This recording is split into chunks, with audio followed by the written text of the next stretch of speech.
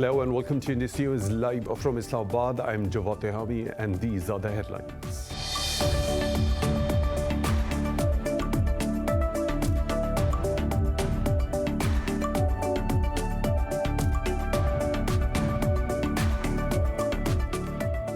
Pakistan's army says Islamabad has left no stone unturned in ensuring peace in Afghanistan as Pakistan's stability is linked with peace there. In an interview, Director General of the Inter-Services Public Relations, Major General Babar Iftikhar said only Afghans will have to decide their own future.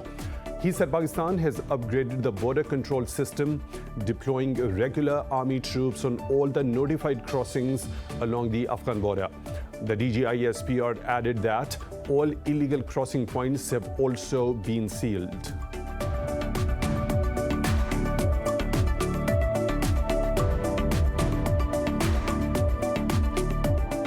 Meanwhile, Taliban leader Mullah Abdul Ghani Baradar says there has been no progress in high-stakes talks with the Kabul government. Addressing the intra-Afghan meeting in Doha, he said a centralized and independent Islamic system is necessary for prosperity. Baradar said the two sides should end the lack of trust to achieve bigger goals.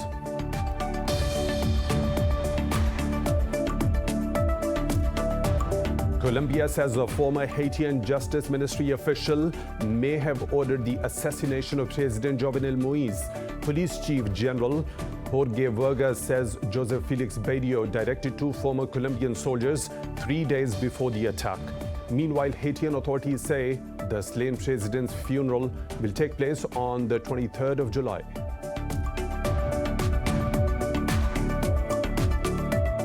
Pakistan has received the second batch of the AstraZeneca coronavirus vaccine under the COVAX program.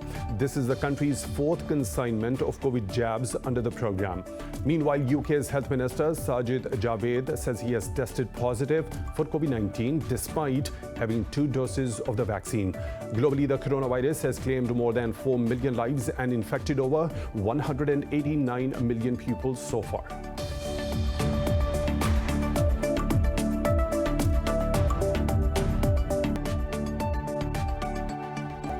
Those were the headlines and detailed stories right after a short break. Stay tuned.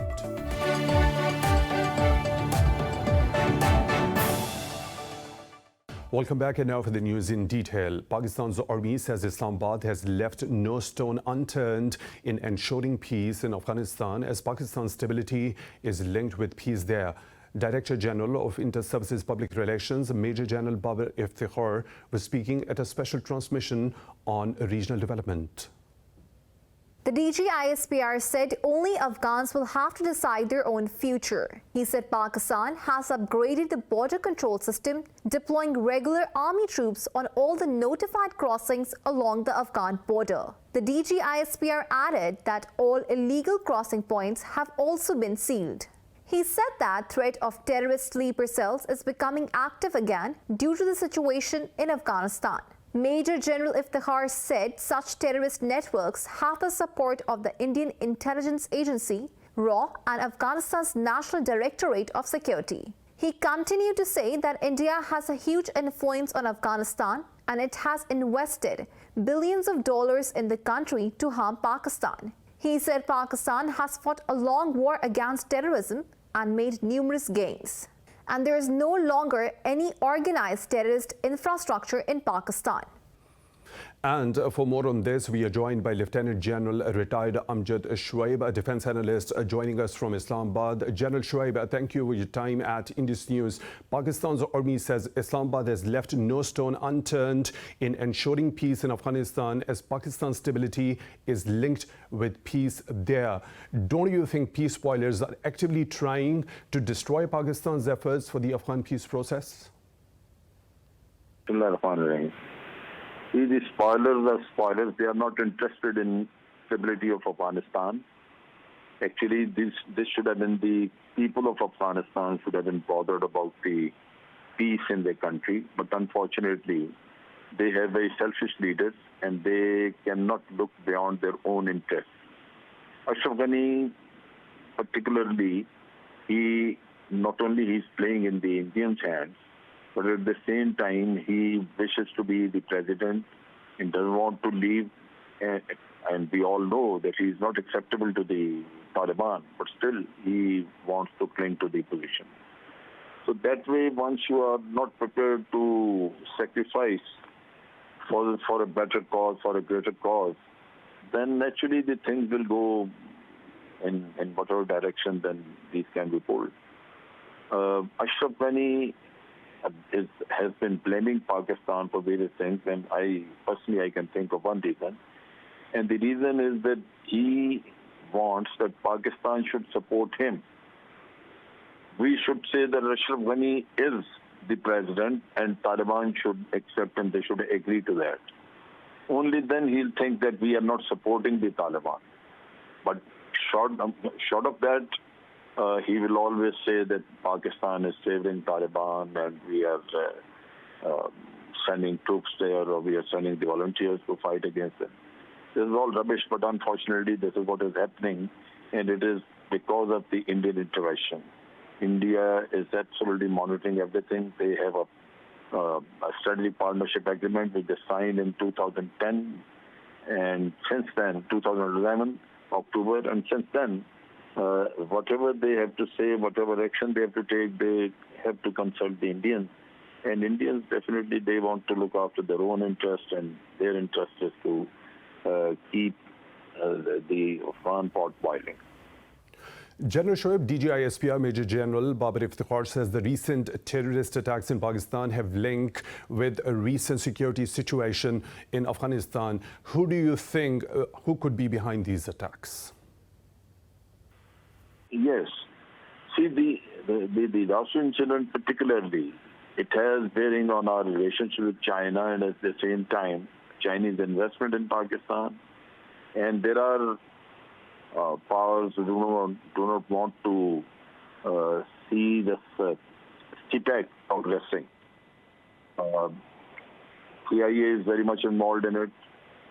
Indian law is very much involved in it. And one may say even Mossad will be there. So these things are being coordinated at a very high level. So America has left Afghanistan, but they are maintaining their intelligence setup in their embassy in Kabul, and they wanted to have a footprint in Pakistan too, but then they can operate from Afghanistan, they can operate from Delhi, why not? Why should they be looking for any other place? So they are getting complete support from NDS, they are getting complete support from India, and it's an international racket which is against Pakistan, and they are trying to destroy CPAC because of the confrontation with China. General Shoaib, DG-ISPR Major General Babar Iftikhar has warned that terrorist sleeper cells are being reactivated due to the security situation in Afghanistan. What's your take on this? See, the instability, whenever there is instability in Afghanistan, then whosoever is ruling the country, he will never have complete grip on the entire country. Their writ will be perhaps confined to major cities. So there will always be such areas which will not be under their control, and these terrorists, they will try to utilize those areas for their presence. They will have their sanctuaries there. And the government will never be able to touch them because they are located in such areas where the government doesn't have any writ. So unfortunately, today in Afghanistan, we have a large number of such places, particularly in the north. So when these people, they can flourish, and they also have their supporters and their patrons who are providing patronage from across the border, like RAW and Mossad and also CIA, then there is every possibility that the terrorism will increase. Whenever you have a check on them, whenever there is a government which can control the entire situation or entire country, then there will be less of terrorism. But now the security situation is deteriorating with every passing day, and the rate of the government again, I think it is disappearing. The government is totally confined to Kabul now. So all these terror groups, they'll be free, and they'll free to do anything they want to do. So Pakistan will have to be very careful. We have put up our fence that is there, but still it is not something which cannot be breached. So we have to take care of that. At the same time, there will be people who will try to enter into Pakistan in the garb of refugees. So that again has to be taken care of. Otherwise, we'll have a lot of terrorism in our country. Lieutenant General retired Amjad Shuaib, thank you very much for talking to Indus News. We really appreciate that. And now moving on, Taliban leader Mullah Abdul Ghani Baradar says there has been no progress in high-stakes talks with the Kabul government. Addressing the intra-Afghan meeting in Doha, he said a centralized and independent Islamic system is necessary for prosperity. Baradar said both sides should end the lack of trust to achieve bigger goals. He said the group will not allow any attempt to undermine the territorial integrity and national unity of the Afghanistan. The Taliban leader said the group has repeatedly confirmed its readiness for negotiations, but Kabul needs to show the same commitment. He called on all the stakeholders to cooperate for the better future of Afghanistan. Baradar also urged all the parties to stand firm against ethnic, regional, linguistic, and other prejudices. Israeli forces have injured at least 75 Palestinians protesting against illegal Jewish settlements in the West Bank. The troops fired tear gas, rubber-coated bullets and live rounds on the protesters in Nablus, Kufur, Kadum and Kalkilia. The Palestine Red Crescent says 10 people were wounded by live bullets, while 15 by rubber bullets. It said dozens of others suffered breathing difficulties due to inhaling the tear gas fired at the protesters. Meanwhile, Palestinian Foreign Ministry urged the UN Security Council to stop the Israeli ethnic cleansing of Palestinians. It said the conditions imposed by the Israeli forces undermine any chance of achieving peace on the basis of the two-state solution. Syria's President Bashar al-Assad has taken the oath of the office for a fourth term after taking 95% of the vote. More than 600 guests, including ministers, businessmen, academics and journalists, attended the swearing-in ceremony.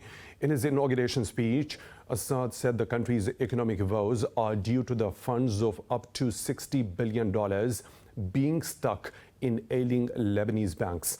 However, he said Syria will continue to overcome difficulties caused by the Western sanctions. Assad secured the fourth term in office in a May election, winning more than 95% of the votes. But Syria's fragmented opposition and the West dispute the election by terming it as a fraud. In Lebanon, at least 24 people, including 10 soldiers, have been injured during demonstrations in Tripoli. Protesters clashed with the army that has been deployed to quell the unrest over the worsening socio-economic conditions. The army said 5 of the soldiers were wounded in a hand grenade attack. Meanwhile, the international community continues to call for progress in the country's stalled political process. France, the EU and the US have urged Lebanese politicians to form a new government as a matter of urgency. An international conference is also being planned to support the efforts. Earlier, Prime Minister-designate Saad Hariri stepped down over disagreements with the president on the cabinet. Iraq and Syria have reached an agreement on regulating their water resources. Iraq's Water Resources Minister Mehdi Rashid al-Hamdani and his Syrian counterpart Tamam Raad signed the pact. The two agreed to exchange data related to the imports of the Tigris and Euphrates rivers periodically and in emergency situations. The pact also includes the creation of technical committees. It also dictates the unification of positions regarding the quantities of water received at the Turkish-Syrian border. The two sides also agreed to share the effects of the decline in water imports and the impact of climate change.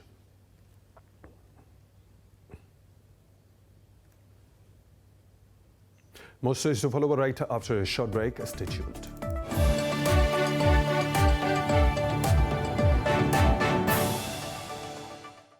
Welcome back. In Ethiopia's Tigray region, forces have released around 1,000 government soldiers captured during the recent fighting.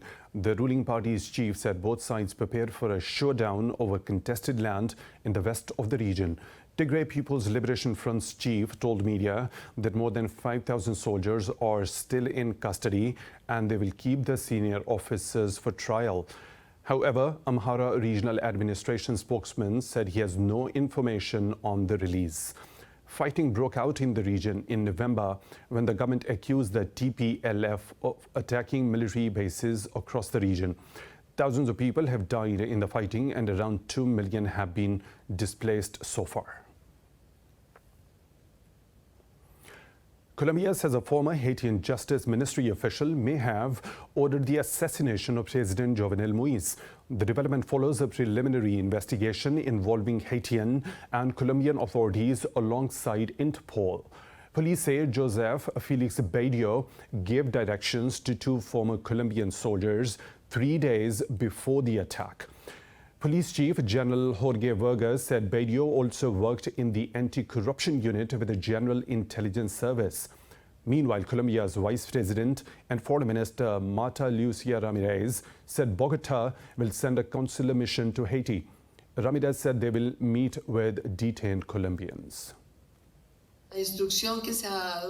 The instruction that has been given with the President of the Republic is to provide them with all the support so that they have legal assistance, to ensure that they are in adequate health conditions, that they are in a place of detention that is adequate, that life is protected, and the rights and guarantees that due process should have are also protected.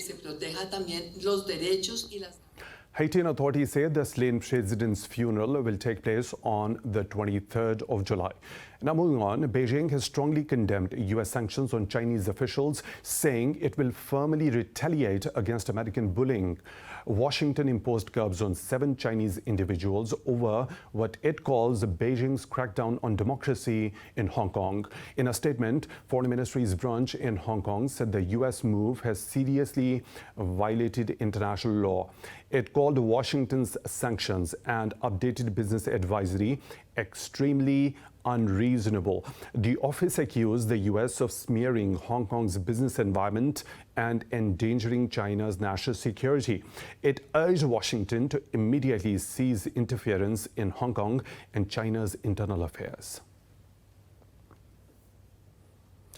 In the UK, Health Minister Sajid Javid says he has tested positive for COVID-19 despite having 2 doses of the vaccine against the disease. Meanwhile, Olympics organizers have registered first infection at Athletes Village just 6 days before the opening ceremony. Now, globally, the coronavirus has claimed more than 4 million lives and has infected over 189 million others. More in this report. Even with the aggressive vaccine rollouts in developed countries, the outbreaks are again emerging and spreading fast. The U.S. public health chiefs have warned of an extraordinary surge as cases are rising in all 50 states. This comes as the World Health Organization proposed another study into virus origins in China, including audits of laboratories and markets in Wuhan. Meanwhile, Chinese Foreign Ministry said the country's experts are studying the draft proposed by the health body. However, it denied the lab leak theory as extremely unlikely. China has taken note of the draft proposed by the WHO for origin study, which are being studied by Chinese experts. China's position on the issue of global origin tracing is consistent and clear. All parties should respect the opinions of scientists and scientific conclusions instead of politicizing the issue. The plan for the next phase of study should be led by member states and agreed upon through consultation. In Europe, the fresh wave driven by the Delta variant continues to sweep the continent. Spain's 2-week contagion rate rose to 537 cases per 100,000 inhabitants, while a new curfew is imposed in Catalonia. France reported more than 10,000 new cases again as the rapid spread of the Delta variant led to a jump in new infections. Over in Australia, disappointments have turned into despair as lockdowns have failed, vaccine rollouts start to bite back. Meanwhile, leaders of the Asia-Pacific Trade Group pledged to expand sharing and manufacturing of COVID-19 vaccines to fight the pandemic. Now, in that regard, 4 weeks ago, APEC trade ministers met together and agreed to remove any existing trade barriers and tariffs that exist for vaccines and consumables associated with the vaccine rollout.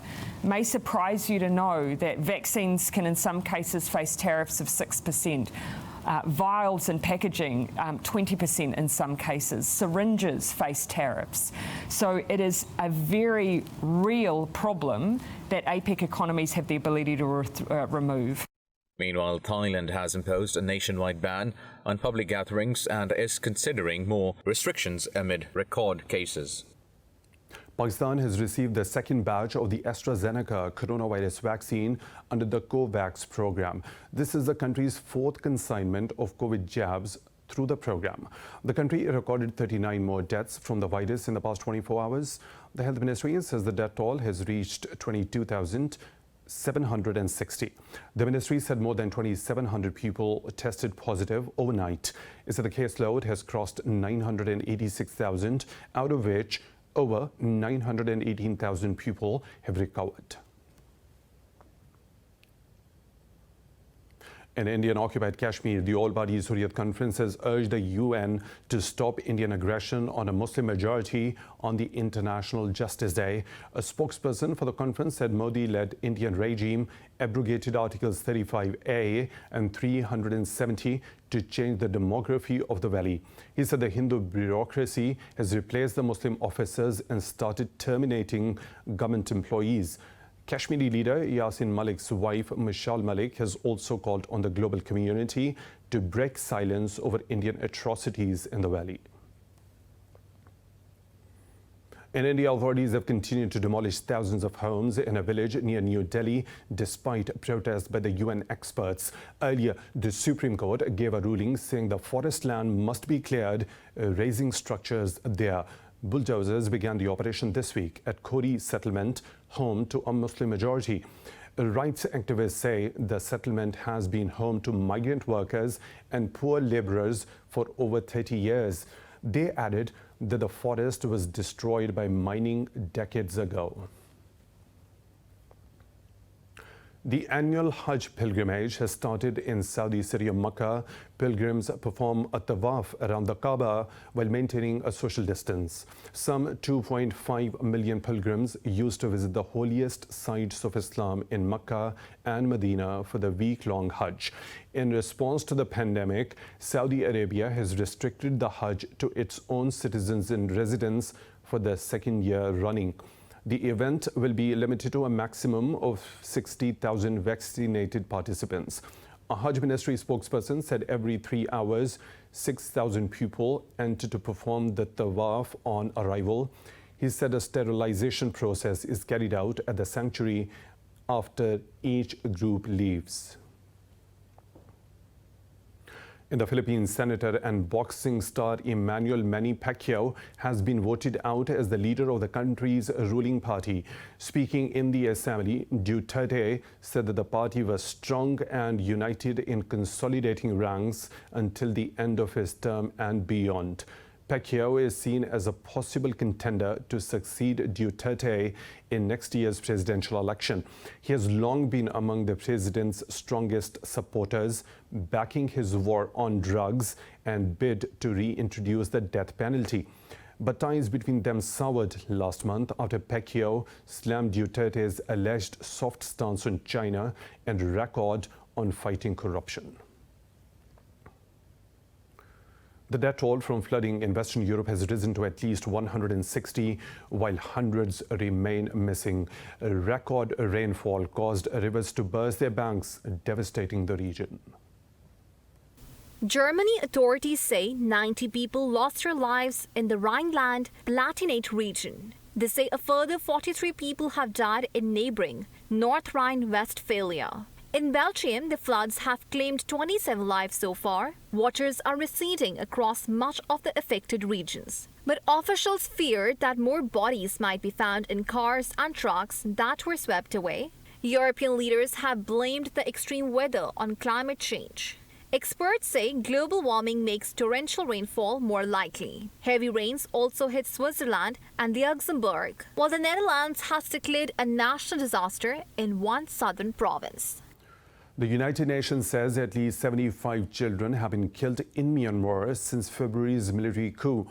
A UN Rights Committee says it also received credible information about 1,000 children arbitrarily detained by forces. In a report, it strongly condemned the killings that it said were carried out by the security forces and the police. The committee says some victims were killed in their own homes. It also pointed to the military's practice of taking children hostage when they are unable to arrest their parents. Meanwhile, in a statement, committee chair Mikiko Otani said children are under siege and facing catastrophic loss due to the coup.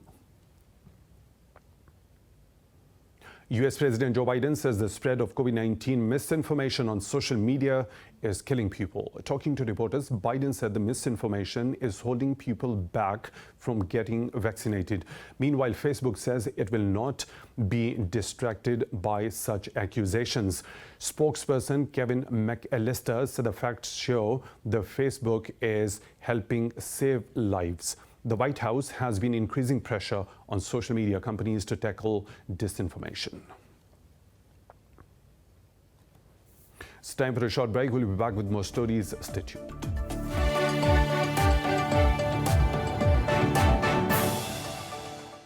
Welcome back. In the U.S. state of Oregon, a raging wildfire has expanded to become the state's 5th largest blaze in more than a century. The sprawling blaze in the southern part of the state forced firefighters into retreat for a 4th straight day. The blaze, which broke out on the 3rd of July, forced evacuations from many small towns in California's 3 counties. Officials say more than 1,700 firefighters are battling with the aggressive fire. Meanwhile, the boot-like fire in Oregon has blackened 144,000 acres with no containment so far. The National Weather Service issued excessive heat warnings across much of the region. Temperatures in Death Valley spiked to 54 degrees Celsius, making it one of the hottest spots on the planet. Last year, wildfires scorched more than 17,000 square kilometers of land and destroyed hundreds of Californian homes. NASA says every U.S. coast will experience rapidly increasing high tide floods starting from mid-2030s. The dramatic prediction pushes the previous deadline forward by about 70 years. This report has more. As climate change and its impacts continue to take a toll on the planet, the study by NASA comes as a further eye-opener. High tide floods are already a familiar problem in many cities on the U.S. Atlantic and Gulf Coast. NASA says a lunar cycle will amplify rising sea levels caused by climate change. The floods will sometimes occur in clusters, lasting a month or longer, depending on the positions of the moon, earth, and the sun. It particularly noted a dynamic termed moon wobbling causes the tides to vary.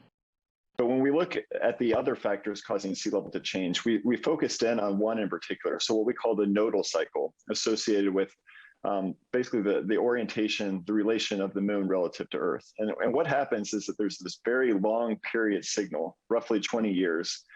And this effect from the moon causes the tides to vary. So what we found is that this effect lines up with the underlying sea level rise, and it will cause flooding specifically in that time period from 2030 to 2040.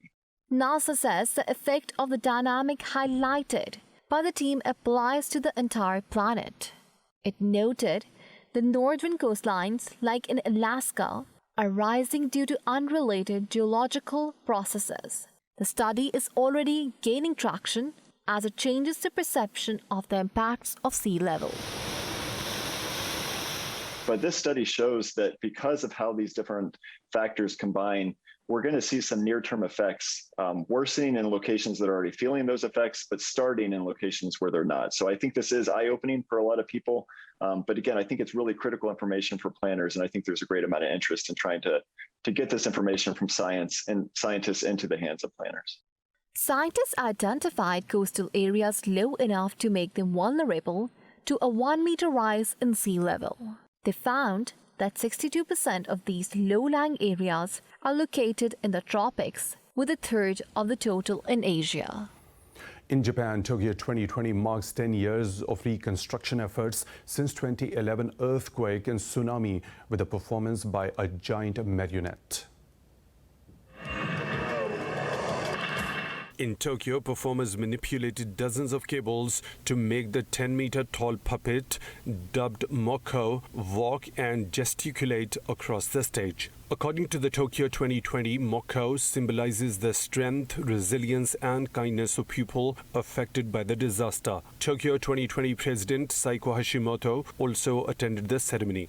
I would like to bond with the feelings of those who were affected in the 2011 earthquake and tsunami. I strongly recognize that through the games, we must convey domestically and abroad the reconstruction efforts that have been made, and we must recognize the people who have made efforts towards the reconstruction over the past 10 years.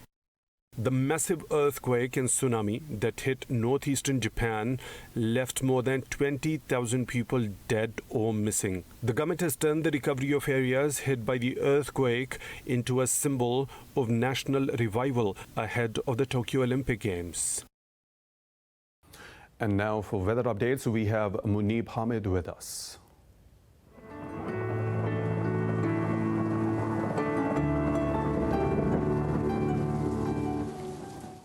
Thank you. Now we're going to start with Abu Dhabi, where the weather is expected to get a bit cloudy, with temperatures rising to 40 degrees Celsius. While in Amsterdam, the weather is partially sunny with temperatures at 24. If we head to Ankara, the weather is mostly sunny with temperatures at 38 degrees Celsius. Now, moving down under to Auckland, the rain is expected, but the temperature is chilly at 16 degrees Celsius. Now, if you are traveling to Bangkok, the clouds will be overhead because the temperatures there will be around 34 degrees Celsius. While in Beijing, there is rain with the forecast with temperatures at 29 degrees Celsius. While Beirut will experience mostly sunny weather with temperatures at 30 degrees Celsius. Now, Berliners will experience a partial sunny weather with temperatures at 26 degrees Celsius. And now heading to Cairo, the hot sun will be excruciating with 38 degrees Celsius. Now, down under in Canberra, the cloudy weather is keeping things chilly at 7. In Islamabad, the sun is out with temperatures rising to 37 degrees Celsius.